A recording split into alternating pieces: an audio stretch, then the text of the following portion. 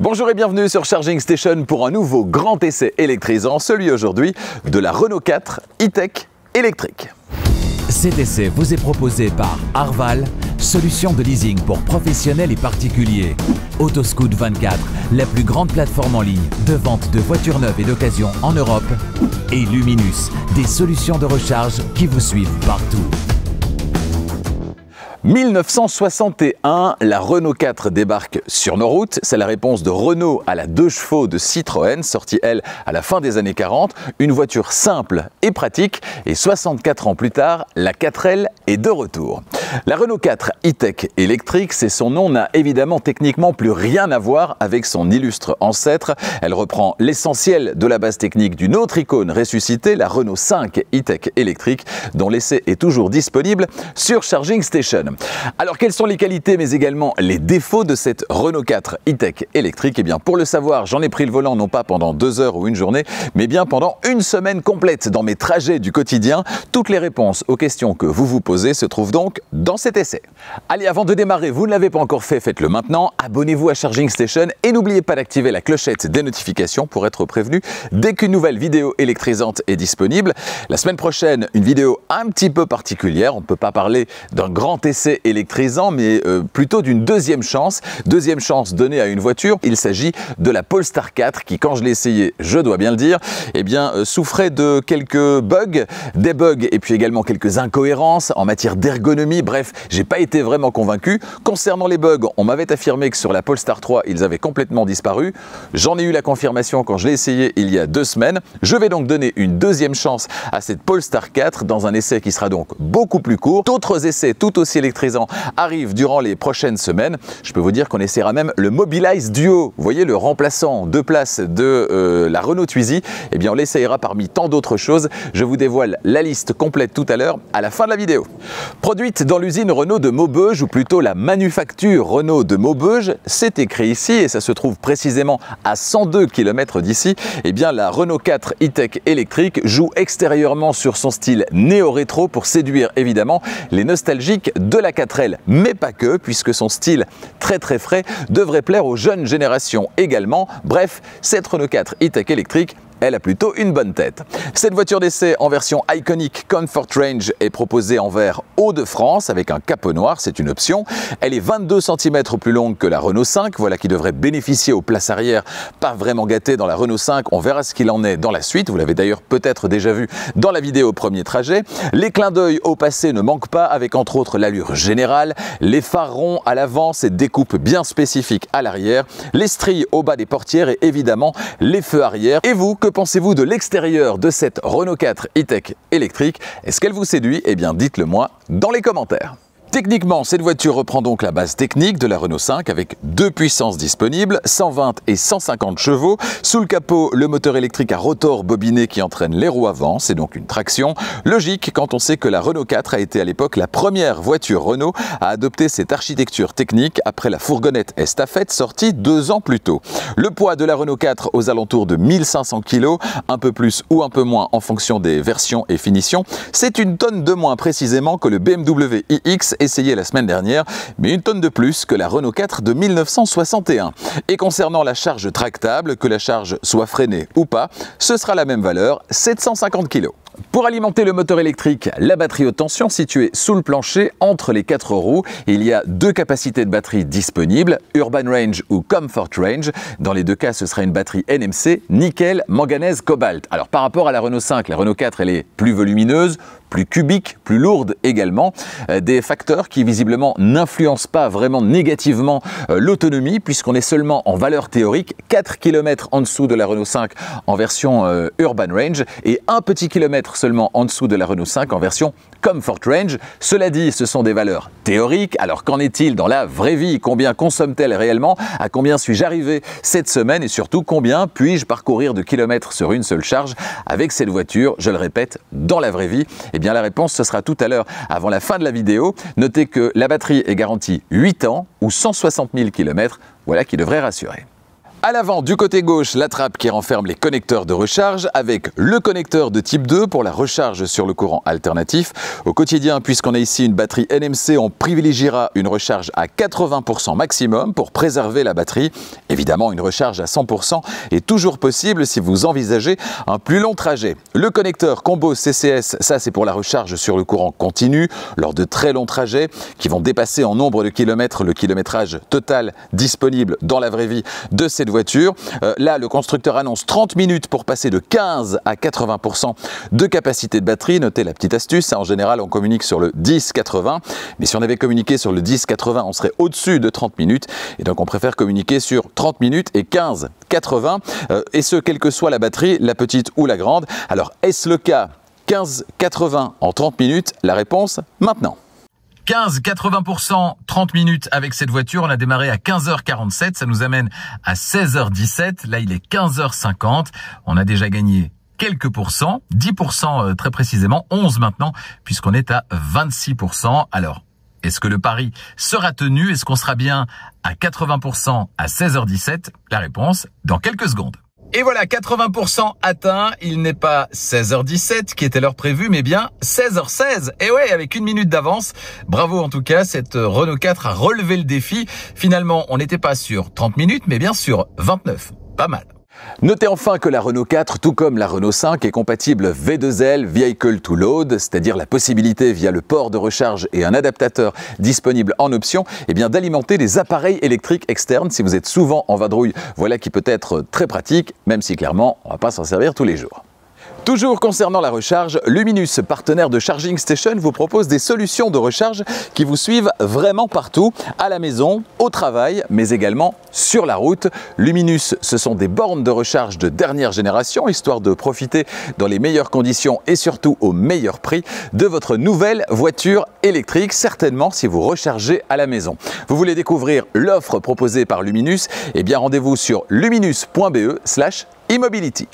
Dans la suite de cet essai, je m'installe aux places arrière. Y a-t-il de la place? Plus que dans la Renault 5, c'est à espérer en tout cas. On vérifie ça dans un instant. Ensuite, je m'installe au volant. Là, on ne va pas être dépaysé. Le tableau de bord, c'est à peu près le même que celui de la Renault 5. Et puis sur la route, je vous livre mes impressions tout à l'heure après une semaine au volant de cette voiture. On va s'intéresser maintenant au volume de chargement supérieur par rapport à celui de la Renault 5. Ça semble assez logique puisque la Renault 4 est plus grande. L'ouverture du haillon est ici électrique. Mais attention, c'est une option. Concernant le volume de chargement, il est supérieur précisément de 94 litres en configuration 5 places, 94 litres donc, ou bien 299 litres, 299 litres par rapport à la Renault 5, supérieur donc en configuration 2 places à ce moment-là. On a une banquette arrière qui est fractionnable 60-40. Concernant les valeurs, on est sur 420 litres en configuration 5 places et 1405 litres en configuration 2 places. Des valeurs très confortables et puis surtout ce qui est vraiment pratique au quotidien avec cette Renault 4, c'est le seuil de chargement. Regardez comme il est bas, il m'arrive ici au niveau du genou. Donc c'est vraiment très bas. Je pense que c'est un des seuils de chargement les plus bas que j'ai eu à tester jusque-là sur Charging Station.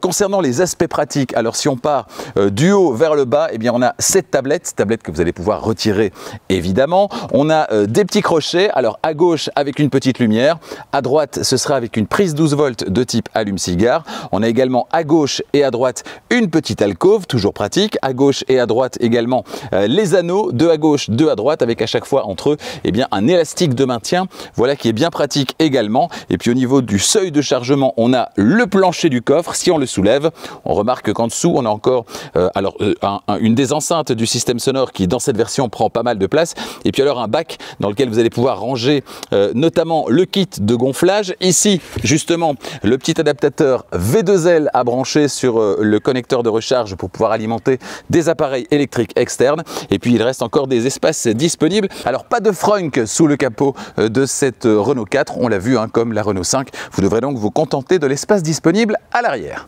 Alors soyons clairs, dès le départ à l'arrière, oui, il y a beaucoup plus de place que dans la Renault 5, mais non, il n'y a pas encore une place incroyable pour loger confortablement quelqu'un qui mesure 1m90, 1m90. C'est mon cas, le siège avant est réglé. Pour moi, ça veut dire que 1m90 devant et derrière, c'est un petit peu compliqué, mais c'est possible, ce qui est très compliqué, voire impossible dans la Renault 5.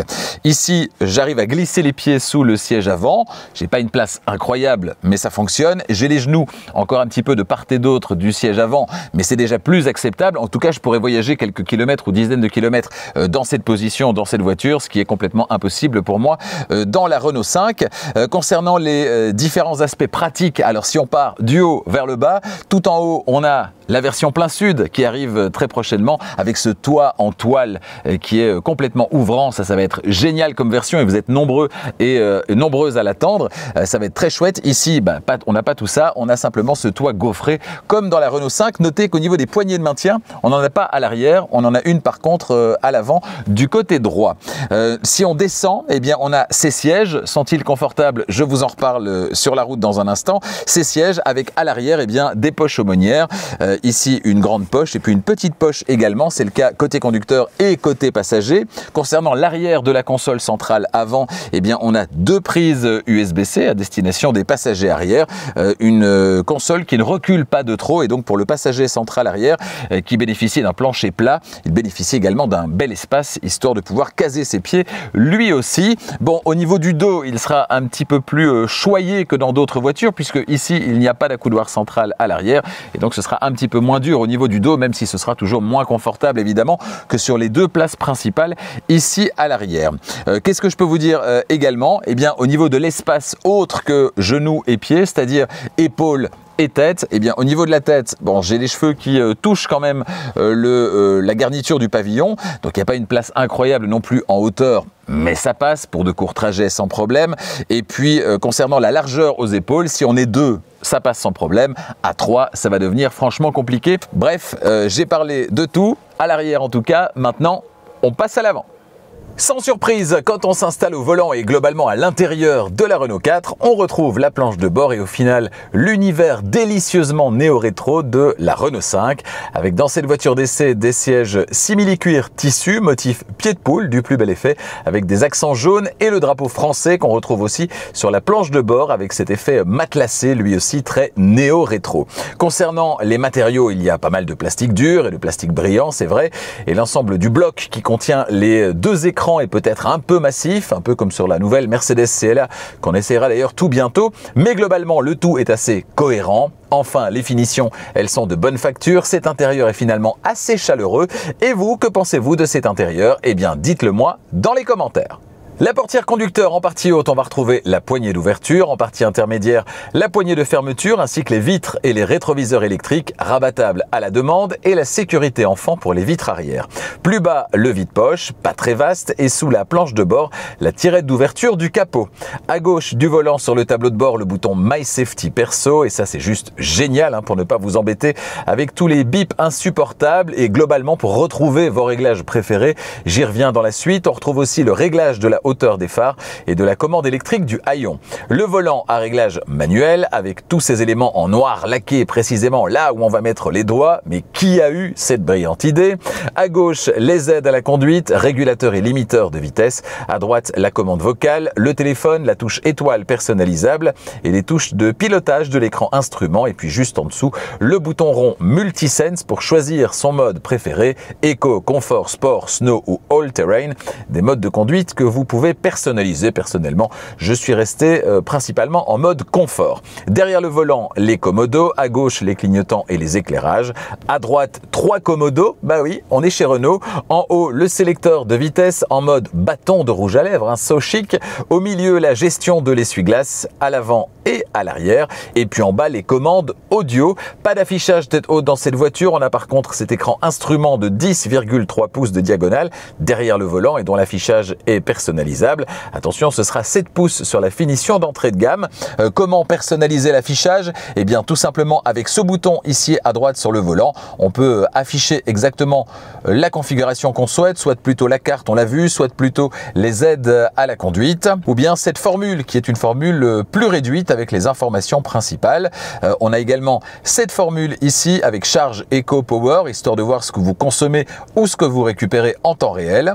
Voilà, et on revient sur le mode carte. Notez que si vous activez Waze via Apple CarPlay dans cette voiture, eh bien l'écran de Waze pourra aussi, la carte de Waze pourra aussi se retrouver ici à la place de la carte de Google Maps dans l'écran instrument. C'est vraiment pratique. On a également en partie de droite ici une partie qui est entièrement personnalisable. On a là le média en cours de lecture.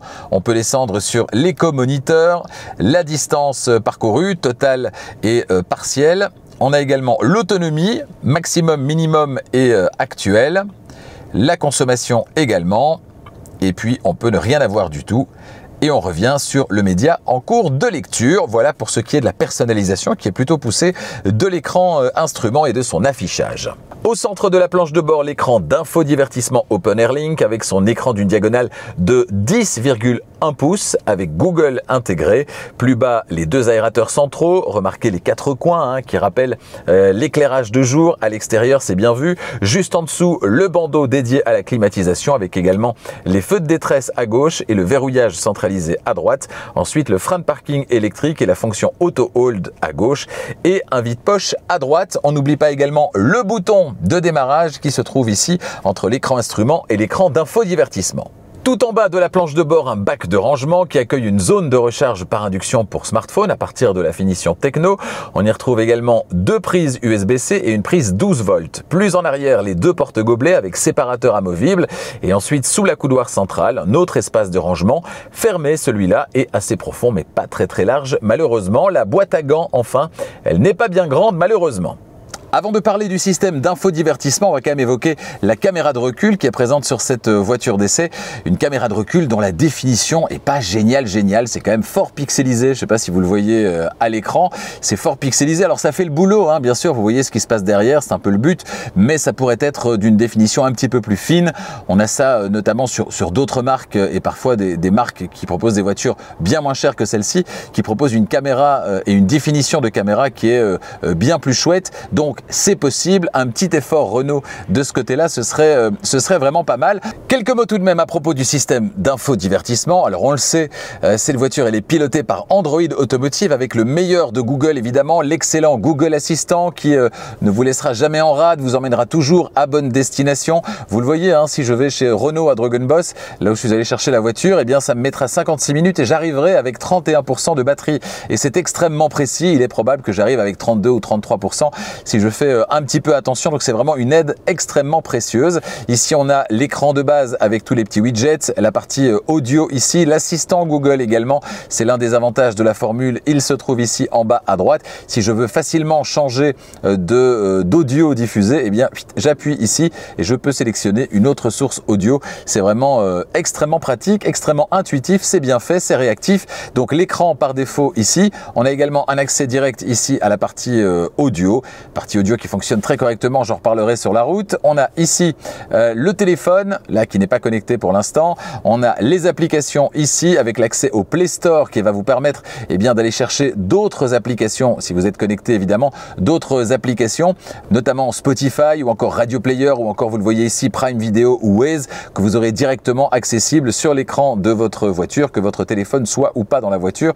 C'est l'un des avantages de la formule. On a ici le menu radio, c'est là qu'on va retrouver les réglages multisense. On va pouvoir donc configurer ça. D'autres configurations disponibles. Vous voyez, c'est très visuellement, c'est très facile en fait.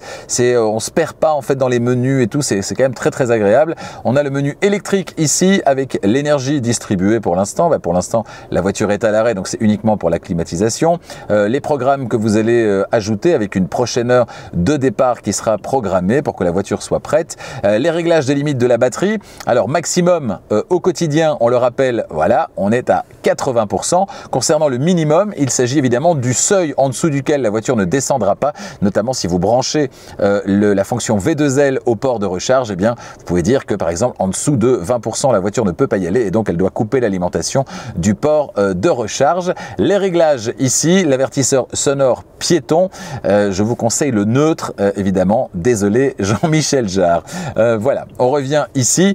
En dessous, vous l'avez vu, on a tout ce qui est clim climatisation directement accessible, c'est très pratique. On a également trois petits boutons en partie supérieure, volume plus moins, ainsi que le bouton pour couper cet écran instrument. On a à droite, vous le voyez, l'heure ainsi que la température extérieure et puis la connectivité ici en haut à gauche. Et on peut encore descendre un petit menu ici avec des raccourcis, avec tout ce qui est connectivité supplémentaire ici, parking main libre, accessible directement, luminosité de jour, anti-patinage, etc., etc. Pas mal de choses à dire, très positives concernant ce système d'infodivertissement. Moi, ce qui me plaît, c'est évidemment qu'il m'amène toujours à destination quoi qu'il arrive. Et ça, c'est vraiment une aide précieuse au quotidien. Tiens, si on allait faire un tour à Marseille. Donc on le sait, il y aura quelques arrêts, bien sûr. Plusieurs recharges nécessaires, voilà, mais globalement, eh bien, on sait qu'on ne sera jamais en rade avec ce système et ça, c'est vraiment sympa. 1 arrêt, 2 arrêts, 3 arrêts, 4 arrêts, 5 arrêts, 6 arrêts et 7 arrêts. Ça fait quand même beaucoup. 7 arrêts pour vous rendre à Marseille et on peut le voir ici, on a les détails, voilà. 7 arrêts recharge, 3h11 de recharge précisément et on peut gérer tous les arrêts, voir ce qui s'y trouve. On a les zones à faible émission également sur l'itinéraire. Bref, un planificateur comme on les aime, histoire d'arriver juste là à Marseille, boulevard des Dames. Vous connaissez, vous habitez tout près? Bon, voilà, j'irai peut-être un jour et dans ce cas-là, je ne manquerai pas de vous prévenir. Voilà ce qu'on pouvait dire sur ce système d'infodivertissement, très très bien conçu. Donc, moi, il m'a donné entière satisfaction cette semaine, pas de bug, pas de latence, pas de redémarrage intempestif, ça fonctionne bien et c'est bien ce qu'on lui demande. Bon allez, j'appuie bientôt ici sur le bouton de démarrage et je vous livre maintenant mes impressions sur la route à bord de cette Renault 4. Pour démarrer, on a toujours cette petite étape dont on se passerait volontiers, à savoir appuyer sur le bouton Power. On aimerait simplement pouvoir passer en D ou en R avec le pied sur le frein, comme dans toutes les voitures qui ont supprimé le bouton de démarrage. Mais non, pas le choix dans cette Renault 4 e-tech électrique. Pour le reste, je suis bien installé, peut-être mieux encore que dans la Renault 5 e-tech électrique, dans laquelle je roule pendant 6 mois en ce moment. Je suis à la moitié là, et qui parfois me semble un peu étroite au niveau de l'assise. Peut-être une question de revêtement ou de densité de la mousse, ou peut-être une combinaison des deux. Parlons donc des sièges à présent sur cette finition haut de gamme Iconic, c'est la totale. Ils ne sont pas réglables électriquement, mais par contre ils sont chauffants, conducteurs et passagers, tout comme le volant d'ailleurs. Le siège conducteur dispose d'un réglage lombaire, tout ça c'est sur la finition Iconic haut de gamme uniquement. Dès la finition en dessous Techno, les sièges avant sont réglables en hauteur et le dossier du siège passager est rabattable, voilà qui peut être très pratique. Sur la finition d'entrée de gamme, là par contre, vous devrez vous contenter du seul siège conducteur réglable en hauteur, c'est déjà ça. On y est donc bien installé dans ces sièges, le maintien latéral est bon. On va pouvoir commencer à se faire plaisir. Avant de se faire plaisir, on passe par le rayon des aides à la conduite et sur cette voiture d'essai équipée du pack Safety and Advanced Driving Assist, c'est pas facile à dire, pas grand chose à signaler si ce n'est que tout fonctionne très bien. La conduite assistée, donc la combinaison entre le régulateur de vitesse adaptatif et le maintien au centre de la voie de circulation, eh bien cette conduite assistée donc, elle est très bien calibrée avec des réactions qui sont douces et une voiture qui vous donne la main quand vous le souhaitez pour dépasser par exemple, tout en se maintenant au centre de la voie de circulation quand vous soulagez le volant, sans le lâcher bien sûr. Franchement c'est top. Le volant il n'est pas capacitif, c'est comme sur la Renault 5, mais son réglage il est tellement précis qu'à aucun moment cette semaine, eh bien la voiture n'a cru que je l'avais lâché parce que je la laissais simplement gérer le centrage sur la voie de circulation. Bref, sur ce point également, c'est tout bon. Comme la Renault 5, cette Renault 4 e-tech électrique est une voiture à conduire. J'entends par là que c'est pas un énorme bac aux suspensions mollassonnes qui n'aura de sportif que le 0 à 100 et au final qui ne va vous procurer aucune sensation. Non, cette Renault 4, elle va pas vous coller, c'est sûr, dans votre siège quand vous allez enfoncer l'accélérateur, même si franchement, elle est plutôt vive. Mais par contre, elle va être amusante à conduire, comme sa petite sœur, la Renault 5. Le châssis, il est équilibré, c'est bien maintenu, bien suspendu. Elle prend pas de roulis excessif dans les virages un peu appuyés. Bref, on peut vraiment la qualifier de voiture plaisir. Perso, j'adore. Déjà repéré dans la vidéo premier trajet, quelques bruits aérodynamiques sont à noter dans cette voiture, notamment au niveau latéral ici. Alors rien de grave, rien de rédhibitoire. Les bruits de roulement, eux, sont bien filtrés et dans tous les cas, cette Renault 4 sera 1000 fois plus silencieuse que votre bon vieux diesel que vous allez quitter en tremblant parce que vous aurez peur de passer à l'électrique, mais rassurez-vous, ça ne durera pas longtemps. Et puis même plus silencieux que votre vigoureuse essence, enfin vigoureuse comme une voiture à moteur thermique. Ici, rien à voir. ça pousse. Un mot concernant l'installation sonore Harman Kardon, optionnelle à 9 haut-parleurs dont cette voiture d'essai est équipée. Ce sera 6 haut-parleurs d'ailleurs en finition intermédiaire et 4 seulement sur la finition de base, et ce ne sera pas du Harman Kardon. Ici on a bien du Harman Kardon, le son est très bien, mais c'est pas du Harman Kardon très haut de gamme, hein. Il y a beaucoup mieux. Cela dit, ça fonctionne vraiment très bien et toute la partie audio fonctionne vraiment très bien. Toute cette partie audio peut être facilement pilotée via l'écran, via le Commodo ici derrière le volant. La réception est excellente, tout ça fonctionne bien. Alors le Commodo derrière le volant, on le connaît depuis très longtemps chez Renault. Il n'est pas très beau, mais ça fonctionne vraiment bien et c'est très ergonomique. 10,8 mètres, c'est le diamètre de braquage proposé par cette Renault 4. C'est 50 cm de plus que sa petite sœur, la Renault 5. Une valeur très correcte, hein. J'ai pas eu de mauvaise surprise cette semaine. Je ne me suis pas dit que j'étais au volant d'un tank. Et en plus, j'étais bien aidé par tous les systèmes d'aide. Bon, petit bémol tout de même, la caméra de recul, dont la définition mériterait d'être un petit peu meilleure. Allez, un petit effort chez Renault, ce serait vraiment pas mal. On est quand même en 2025 et là, il y a quand même beaucoup de pixels. Oui, elle est là, la conduite à une pédale sur la Renault 4. Alors petit bémol, il faut l'activer si on souhaite l'utiliser en tirant la palette de gauche à chaque démarrage. Le réglage ne reste donc pas en mémoire d'un trajet à l'autre, c'est dommage. Glisser ce réglage dans le My Safety perso serait donc Renault une brillante idée. Rien à dire quand elle est activée, ça ralentit de manière suffisamment puissante, si on le souhaite évidemment, pour pouvoir se passer de la pédale de frein dans pratiquement toutes les situations. C'est vraiment un régal et grâce aux palettes derrière le volant, si vous préférez, vous pouvez vous amuser à moduler la récupération d'énergie en fonction des conditions de circulation. Tout ça va donc de la roue libre à la conduite à une pédale avec plusieurs niveaux évidemment, différents niveaux qui sont bien différenciés. Bref, c'est une réussite là aussi. Décidément, cette Renault 4 est pleine de surprises, de bonnes surprises. Les phares, ils sont à technologie LED, allumage et si on le souhaite, basculement, feu de route, feu de croisement sont automatiques. Voyez ce que ça donne dans l'obscurité, le résultat est très bon. Petite parenthèse, en matière de phares à basculement automatique, j'ai remarqué que toutes les voitures ne sont pas logées à la même enseigne. Il y a les voitures avec des systèmes paresseux qui vous vaudront pas mal d'appels de phares réprobateurs venant d'en face quand la voiture va tarder à revenir en feu de croisement. Ici, rien de tout ça, les adaptations sont vraiment très rapides. C'est donc avec facilité que vous resterez potes avec tout le monde sur la route. Peace!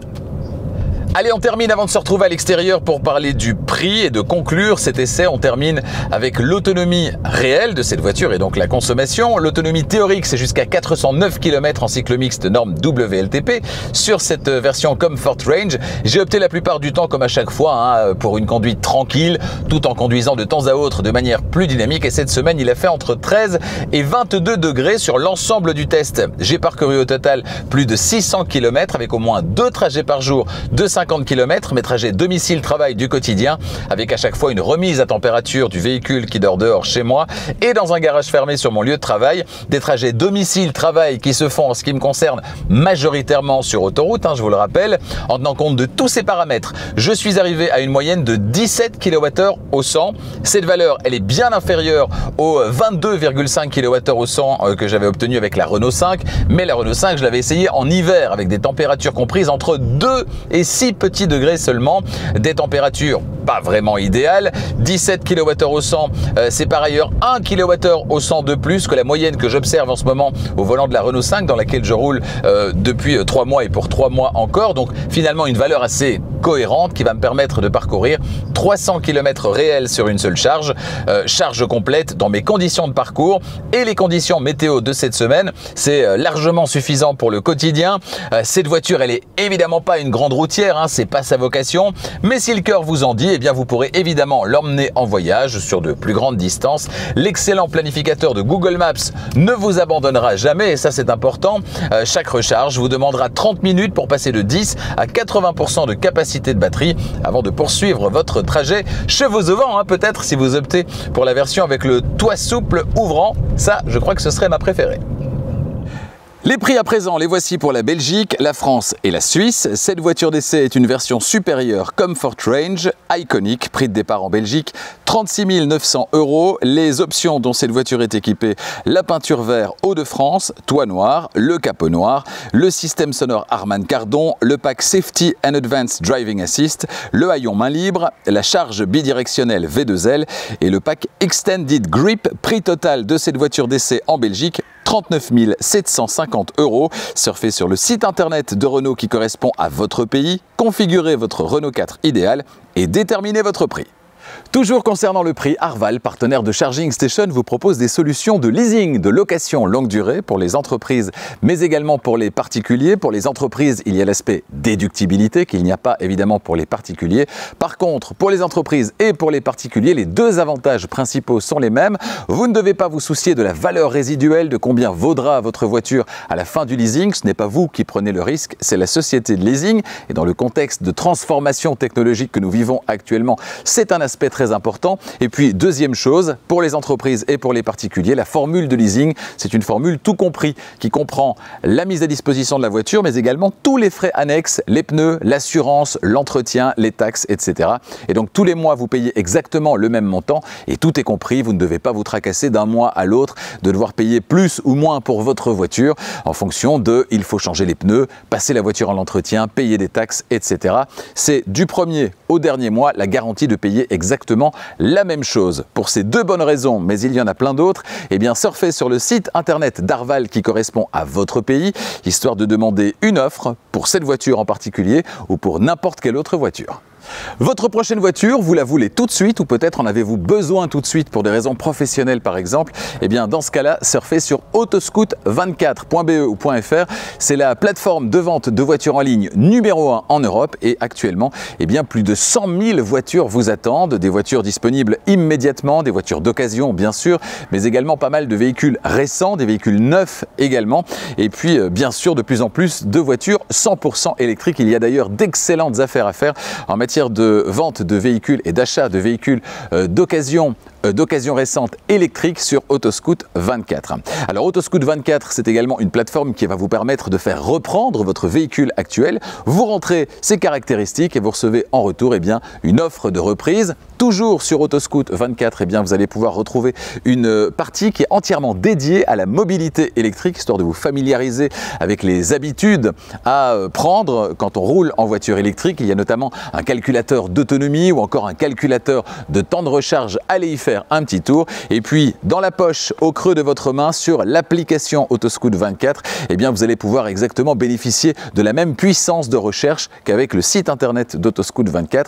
Et ce, 24 heures sur 24, 7 jours sur 7, au creux de votre main, dans votre poche. Donc, téléchargez l'application Autoscoot24. Elle est gratuite. Comme ça, vous l'avez sur votre téléphone. Téléphone Android, ce sera via le Play Store, via l'App Store si vous avez un téléphone Apple. L'application Autoscoot24, donc, à avoir absolument et certainement. Si vous cherchez une voiture actuellement, vous pouvez d'ailleurs sauvegarder les recherches et vous recevez à ce moment-là des offres. Dès qu'il y a des voitures qui correspondent à vos critères, vous recevez des offres automatiquement. C'est extrêmement pratique. Surfez donc sur le site internet, l'application. Le site internet, c'est autoscoot24.be ou autoscoot24.fr et l'application, téléchargez-la.